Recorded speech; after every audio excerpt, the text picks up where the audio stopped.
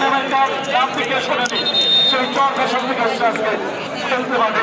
তখন ওরা সাতক্ষীরা আর সাতক্ষীরার মিলাই সুন্দরবন, সাতক্ষীরার চিংড়ি মাছ, সাতক্ষীরার আম, সাতক্ষীরার কম, সাতক্ষীরা ভরপুর কিন্তু চারিদিক দিয়ে।